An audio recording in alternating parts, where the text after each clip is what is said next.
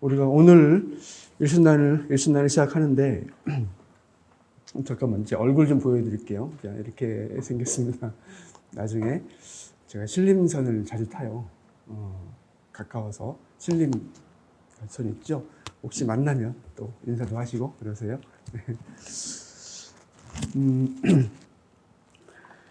오늘은 일순환 첫 번째 시간에는 오리엔테이션을 좀 할 거예요. 일순환을 어떻게 진행할 것이냐. 그 다음에 이게 끝나면 바로 본격적인 수업이 들어갈 거예요. 아마 국제계 연원 쪽을 나갈 것 같습니다. 자, 오늘 나눠준 자료가 여러 가지인데 이 중에서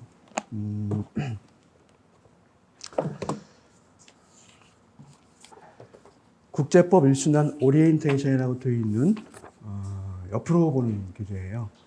이걸 볼 때 위로 넘기지 말고 옆으로 이렇게 넘기면 잘 볼 수가 있어요. 저도 이렇게 좀 접어놨어요. 접어서 옆을 볼 수 있게. 예. 자, 한번 같이 읽어가면서 일순환을 어떻게 하면 효율적으로 공부할 것이냐 한번 고민해 봅시다. 자, 우선 먼저 이면을 보면 이렇게 시작하죠. 일순환의 묘미는 예비순환과 달리 바로 모의고사에 있습니다. 그래서 모의고사를 보면서 여러분들이 합격을 위한 준비를 하는데요. 질문. 일순환 모의고사가 과연 필요할 것인가? 1번 문제의 제기가 나오죠. 그죠? 과연 모의고사는 왜 보는 건가? 아마 지금까지 경제학도 했고 국제정치학도 했지만 다 모의고사를 봤었죠. 근데 왜 봤죠? 왜 모의고사가 필요할까요? 그 질문이 이어집니다. 여러분의 실력을 테스트하기 위한, 그럼 여러분을 시험하기 위한 목적일까요? 또 만약 모의고사 과정에서 점수가 높으면 실전에서 실제 시험에 갔을 때 내년이죠. 점수가 높게 이어질까요? 아니면 역전이 될까요? 자, 질문을 던졌습니다. 이제 일순환 모의고사의 필요성부터 검토를 해볼게요. 한마디로 말하면 모의고사의 필요성은 여러 가지가 있지만 그중 하나가 사실 여러분 실력을 테스트하기 위한 것이라 보기는 좀 힘들어요. 어차피 여러분들은 안 보고 쓸 능력이 없어요. 미안하지만. 물론 안 보고 쓸 능력이 있는 분도 있어요. 이 중에 공부하신 분들은. 근데 보통은 안 보고 쓰는 게 쉽지 않죠. 어렵죠. 여러분의 실력을 테스트한다? 자, 그보다는 오히려 모의고사를 봐서 단점, 여러분의 단점, 실수를 드러내게 하는 데 있습니다. 우리가 시험장에 가면은 실수를 많이 합니다. 그리고 시험이 끝난 뒤에 후회를 합니다. 나중에 후회해봤자 돌이킬 수 없는 거죠. 그래서 먼저 우리가 모의고사를 보면서 실수를 하자는 거예요. 실수를 해서 답안지에 드러나게 하는 거죠. 여러분 경제학 모의고사, 국제정치학 모의고사 봤지만 점수대가 낮은 경우가 있겠죠. 안 보고 썼을 때 보통 자기의 실수가 드러납니다. 단점이 드러납니다. 나는 이렇게 국제정치학 용어를 잘못 표현을 못하는구나. 경제학 부분에서 이 부분이 취약하구나. 이걸 드러내는 거죠. 그리고 피드백을 통해서 보완하는 것이 바로 일순환 모의고사의 그 의의가 여기 있어요. 보완을 안 하면 의미가 없습니다. 그러니까 모의고사에서 점수가 낮게 나오겠죠. 아무래도 안 보고 쓰고 하다 보면 또 이해를 잘못했을 때, 또 기억이 안 됐을 때 점수가 낮게 나오는 건 자연스러운 현상이에요. 근데 그걸 보고는 너무나 마음 아파하면서 자기 답안지를 찢었다면 아마 가장 후회스러운 행동일 거예요. 그러지 말고 여러분이 쓴 답안지가 여러분의 그 단점을 나타내는 거울이기 때문에 이거를 보고 교정을 해줘야 돼요. 여러분 스스로 할 수도 있고 또 채점자가 하기도 하죠. 그래서 교정을 한 뒤에 이걸 계속 반복해서 보는 거죠. 여기 답안지들을. 그렇게 해서 자기의 실수, 이런 실수를 한번 드러나면 다음에 또 그런 실수를 할 수가 있거든요. 실수가 반복될 수 있어요. 그걸 끊자는 거예요. 이를 위해서 모의고사를 보고 그것도 안 보고 쓸 때 보통 실수가 드러나죠. 보고 쓰게 되면 책을 보고 쓰게 되면 교재를 보고 쓰게 되면 아무래도 자기가 아는 것을 모르는 것을 모를 수가 있어요. 어떤 게 모르는지. 그래서 안 보고 쓰는 것이 원래 원칙이에요. 그래야 자기 실수가 드러나거든요. 단점을 극복할 수 있는 거죠. 그런데 한 가지 문제가 있어요. 거기 써 있지만 그 다음 문단. 그런데 여러분 중에는 아직은 답안지 작성이 미숙한 분도 있습니다. 아직 국제법 답안지 작성이 미숙하고 특히 내용을 잘 모를 수가 있죠. 답안 작성하는데 안 보고 쓰라면 어떻게 될까 이런 경우에 굉장히 시간도 많이 걸리고 그죠? 가장 중요한 것은 아무것도 모르는 상태에서 기억도 안 나는 상태에서 막 시간은 쓰라고 하니까 답안 쓰다 보면 그냥 시간 때우기 소설 쓰고 나올 수 있어요. 에세이 쓰고 나올 수 있어요. 자기 생각을. 문제는 그게 시험장에서 기억나요. 비슷한 문제가 나왔을 때 내가 옛날에 썼던 소설이 시험장에서 기억난단 말이에요. 그렇죠? 엉뚱하게 국제법은 기억은 안 나고 내가 썼던 그 소설 이야기가 기억나서 시험장에서 또 한 번 실수를 하는 거죠. 그래서 처음 이제 답안 작성이 서투른 분들은 사실 안 보고 쓴다는 것이 사실 어렵기 때문에 교재를 좀 보면서 쓰는 것도 좋다고 생각을 해요.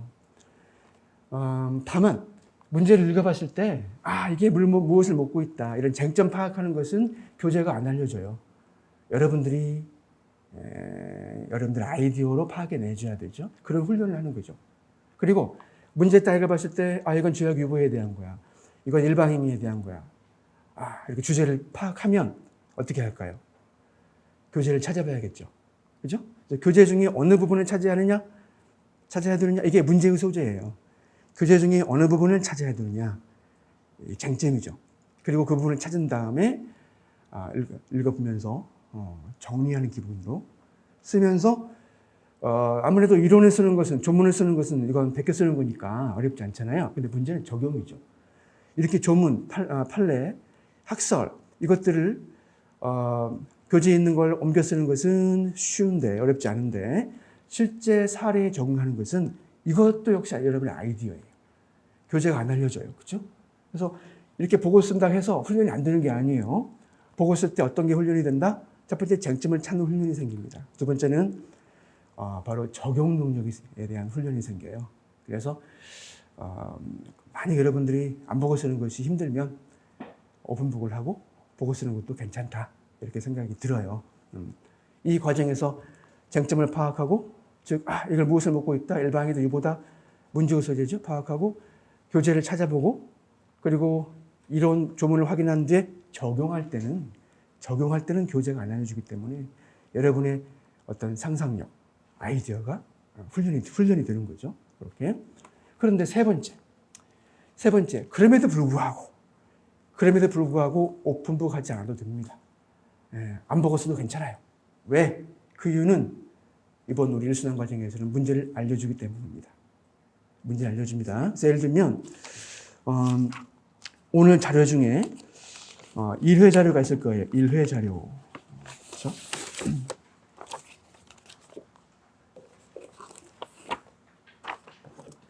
일회 자료라고 보일 겁니다. 자료 1회. 자, 자료 1회를 보면 오늘 자료 1회와 2회가 다 나갔어요. 원래 2회는 내일 하려고 그랬는데 어차피 이미 완성된 자료이기 때문에 그냥 2회도 함께 이렇게 배부했는데 1회 자료를 보면 2회도 마찬가지입니다. 첫면에 이렇게 써 있죠. 겉면에 시사국제법과 제1회 모의고사 미리 보기 문제. 그죠? 원래 이거 칼라입니다. 근데 흑백이라서 이렇게 나왔지만 사실 화려하게도 있죠. 아무튼 이 자료 1회 모의고사 미리 보기 문제. 그죠? 바로 이거예요. 넘겨보세요. 2면. 3면 보세요. 그래서 우리 일순환에서는 미리 보기 문제라 해가지고 여러분한테 문제를 미리 알려줄 겁니다. 그러면 여러분들은 미리 문제를 알기 때문에 수업을 들으면서 나는 스터디를 통해서 이 문제를 어떻게 쓸 것인지를 고민하는 거예요. 책을 찾아볼 수도 있죠. 강의를 되새김할 수도 있습니다. 그죠? 그리고 이제 시험 당일날 공부를 한 상태에서 이제 답안지를 작성하는 거죠. 그러니까 문제를 알고 있죠. 또 수업 시간에 복습 과정에서 여러분들은 교재를 통해 답을 알고 있죠. 어떻게 쓸지 이미 플랜을 짰어요. 그리고 시험장에 들어가기 때문에 안 보고 쓸 수 있는 거예요. 그렇죠? 물론 이제 안 보고 있을 때 기억이 안 날 수도 있겠죠. 그럼 기억이 안 나면 안 나는 대로 쓰는 거야, 그냥. 그리고 실수를 드러내게 하고 나중에 보완하면 돼요. 이렇게. 우리 종합반 같은 경우는 점수제가 있잖아요. 그죠? 아마 좋은 점수를 받고 싶겠죠. 그래서 되도록이면 암기를 해야겠죠. 암기를 해야 할 텐데. 근데 설령 점수가 낮다 하더라도 실망스럽지 않은 이유는 왜 그러냐면, 이 보완. 자기의 실력이 아니라 자기의 실수, 자기가 또 쓰는 패턴, 이런 것들을 답안지에 드러나게 함으로써 이거를 커렉션, 교정하게 되거든요. 그러면 나중에 시험장에서 비슷한 문제가 나왔을 때 실수를 안 할 수 있다. 그러면 좋은 점수 이어진다. 그 결과 모의고사에서는 점수대가 낮은데 실제 시험에서는 점수대가 높아 합격하는 경우도 있어요. 그러니까 모의고사 점수대와 실전 점수대가 달라질 수 있다는 거죠. 그 이유는 왜 그렇다? 보완했기 때문에. 그렇죠? 그래서 그렇게 여러분들이 되도록이면 안 보고 쓰는 것이 좋다. 왜? 이미 문제가 주어지고 또 여러분들이 충분하게 고민하고 그리고 시험 직전에 책을 통해 책을 읽으면서 이미 기억한 상태이기 때문에 시험장에서 충분히 쓸 수 있다. 안 보고 쓸 수 있다. 되도록이면 안 보고 쓰는 게 좋다고 생각합니다. 자, 그리고 또 주의할 점은 제가 문제를 꼭 이처럼 똑같이 내지는 않습니다.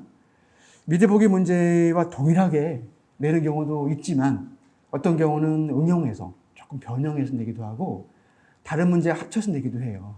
그래서 미리보기 문제를 달달달 암기한 다음에 답안지 만든 다음에 슬그머니 낸다 그러면 안 돼요. 그럴 리는 없겠지만 왜냐하면 문제가 달라질 수 있습니다. 그래서 이건 미리보기, 말 그대로 미리보기예요. 확정된 문제가 아니기 때문에 실제 시험장에서도 여러분도 시험 볼 때 문제를 잘 읽어봐야 돼요. 같은 문제가 아닐 수도 있으니까. 금년 시험 문제도 그렇고 작년도 재작년도 과거도 마찬가지입니다. 보통 우리가 GS 순환모에서 본 것들이 유사하게 시험에 나오는 경우도 꽤 있어요. GS 3순환 때 이때는 가장 이제 시험에 출제 가능한 것들을 줄여서 이제 골라서 출제하거든요. 근데 비슷한 문제가 2차 시험장에서 나올 수가 있어요. 여기서 문제가 생겨요.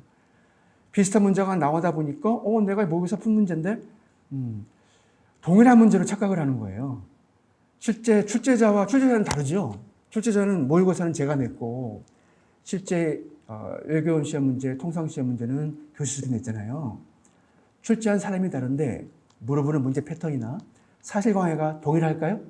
물론 그럴 수도 있지만 다를 수가 있겠죠. 따라서 주의할 점은 뭐냐면 실전에서 내가 공부했던 모의고사 문제, 유사 문제 나왔다 치면 굉장히 기쁘죠. 하지만 아주 주의하라. 출제자가 다르기 때문에 물어보는 출제 의도, 출제의 방향이 다를 수가 있다는 점. 따라서 반드시 설렁설렁 읽지 말고 면밀하게 읽어서 무엇을 묻고 있는지를 사실관계를 정확히 파악을 해야 돼요. 그래서 내가 생각하고 있는 사실관계와 쟁점이 과연 맞는지, 출제자가 묻는 것인지 이걸 파악한 뒤에 써줘야 됩니다. 그래서 아무래도 모의고사에서 제 순환 과정에서 냈던 문제가 출제되는 것만큼 기쁜 게 없죠. 합격 가능성이 높아지니까. 하지만 주의할 점은 동일한 문제가 아닐 수 있기 때문에 반드시 시험장에서는 팩트, 사실관계와 법적 쟁점, 무엇을 묻고 있는지를 잘 파악을 해야 한다는 거 꼭 잊지 마세요. 지금 유순한테 제가 충분히 이야기했는데 아마 나중에 한 1년 지나면 잊어버릴 거예요. 지금 한 말을. 그렇죠? 제가 그래서 앞으로 계속 할 거예요. 이 말을. 2순환 때도 3순환 때도 계속 할 겁니다. 네.